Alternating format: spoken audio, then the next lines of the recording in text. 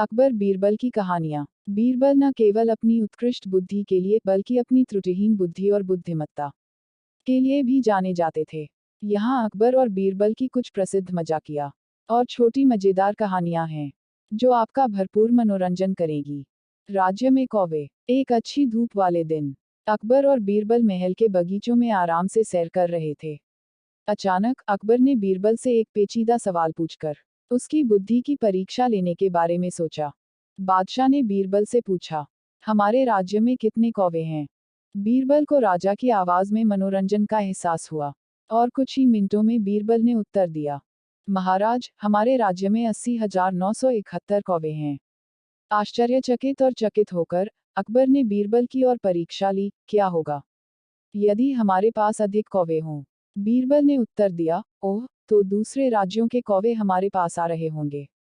क्या होगा यदि कौवे कम हो? अकबर ने पूछा। ठीक है, तो हमारे कुछ कौवे दूसरे राज्यों का दौरा कर रहे होंगे, बीरबल ने चेहरे पर मुस्कान के साथ उत्तर दिया।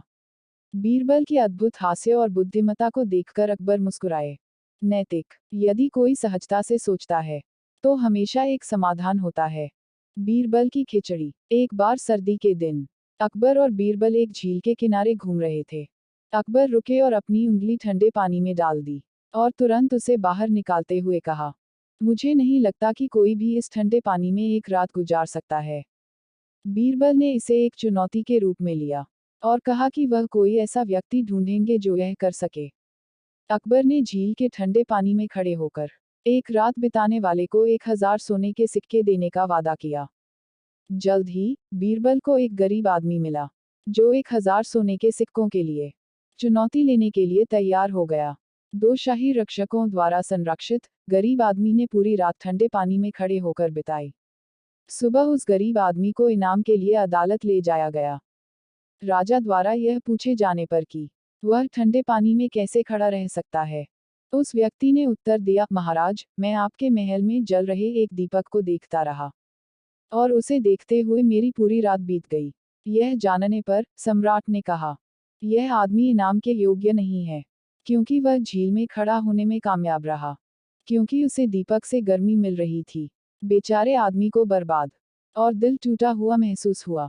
वह मदद के लिए बीरबल के पास पहुंचे। अगले दिन बीरबल दरबार में नहीं गए। इसका कारण जानने के लिए अकबर बीरबल के पास गए।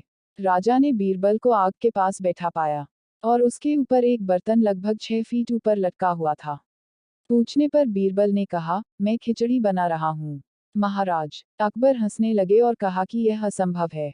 बीरबल ने कहा, यह संभव है महाराज। अगर कोई गरीब आदमी दूर से जल रहे दीपक को देखकर गर्म रह सकता है, तो मैं भी उसी तरह यह खिचड़ी बना सकता हूँ।